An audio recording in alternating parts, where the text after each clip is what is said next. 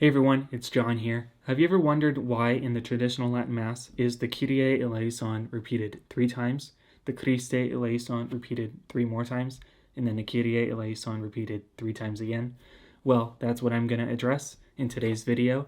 And then also, what does the asterisk mean in Gregorian Chant notation? Those 2 questions are what I'm going to address in today's video. This video was inspired by Claire. She asked, I have a question about the notations. Does the asterisk represent where a breath is taken? Also, what does the italicized IIJ after Eleison mean? Last, is there a notation that indicates how often a phrase is repeated, or does one just have to know it? Thank you.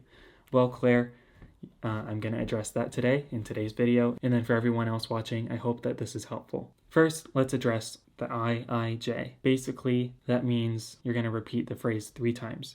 And then you might also see IJ, which means repeat the phrase 2 times. That's the short answer. I'm going to get to the longer answer later in the video. And then the asterisk is basically the cantor sings up until the asterisk, and then after the asterisk, the choir usually joins in. Now, for the remainder of the video, I'm going to explain in more detail from different sources, not just from in my own words. So I hope that you enjoy that. A fun fact, the Kyrie Eleison and the Christe Eleison are not actually Latin words.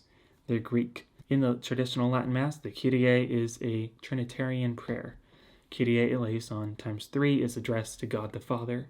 Christe Eleison times 3 is addressed to God the Son. And Kyrie Eleison times 3 is addressed to God the Spirit. Pope Innocent III says the Father and Holy Ghost have only the divine nature. But in the Son, there is a double nature, the divine and the human. To call attention to the Son's human nature, we address him as Christe, that is anointed. In the second person of the Blessed Trinity, the human nature was anointed, united with the divine. Now I'm going to quote the Liber Breviar, which is kind of a lot of information to take in, but it's pretty much everything you need to know.